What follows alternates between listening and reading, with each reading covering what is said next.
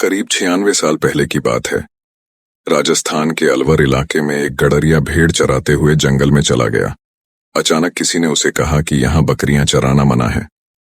बातों बातों में पता चला कि वो इलाके का तहसीलदार था।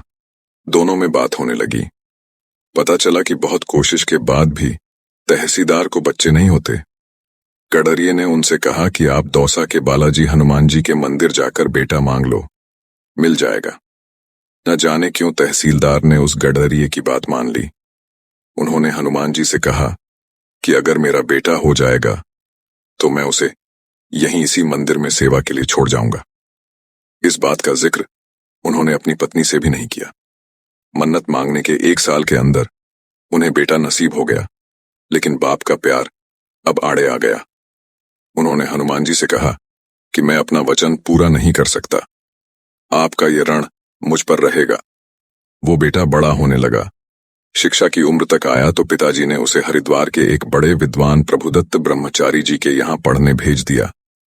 लड़के में अद्भुत क्षमता थी, उसे रामायण कंठस्थ थी।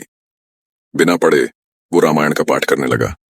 उसकी ख्याति दूर दूर तक फैल गई और वो साधु सन्यासियों और बड़े बड़े उद्योगपतियों के घर रामायण पाठ करने लगा।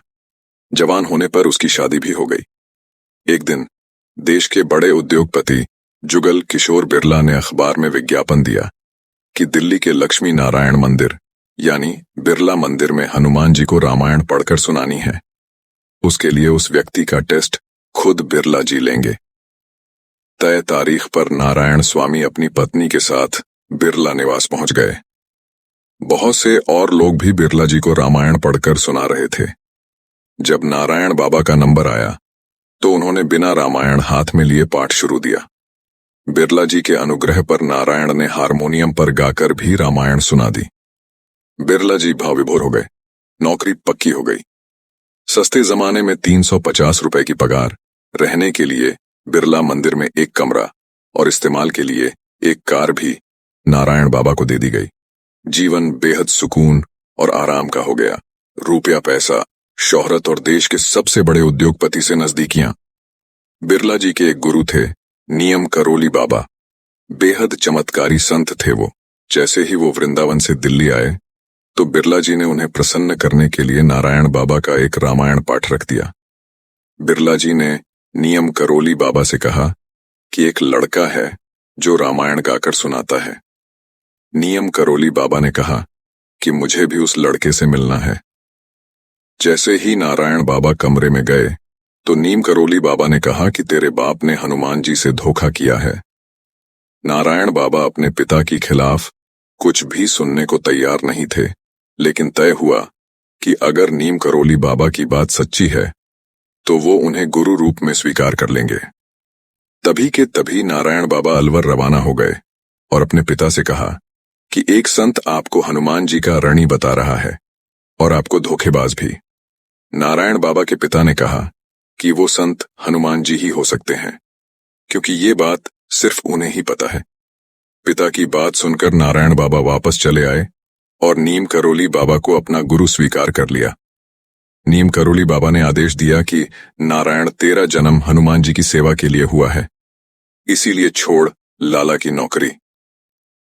गुरु आदेश मिलते ही नारायण बाबा ने नौकरी छोड़ दी और दिल्ली के मेहरौली इलाके में एक जंगल में एक गुप्त मंदिर में आश्रय लिया। बिरला मंदिर से निकलकर सांप, भूतों और एक अनजाने जंगल में हनुमान जी की सेवा शुरू कर दी।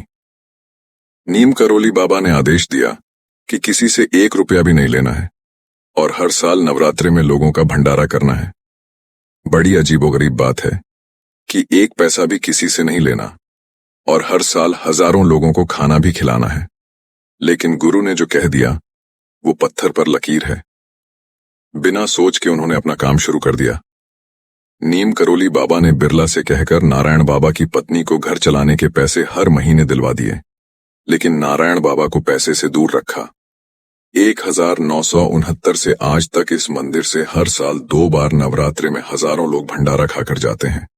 किसी को आज तक इस मंदिर में पैसे चढ़ाते नहीं देखा गया, लेकिन हाँ, प्रसाद पाते सबको देखा है। अगर आपको यह सच्ची कहानी पसंद आई हो तो कृपया कमेंट में लिखें, वीडियो को लाइक करें और सपोर्ट करें। हम आपके लिए नई सच्ची कहानियां, संतों की जीवनियां और कहानियों के वीडियो जरूर लाएंगे।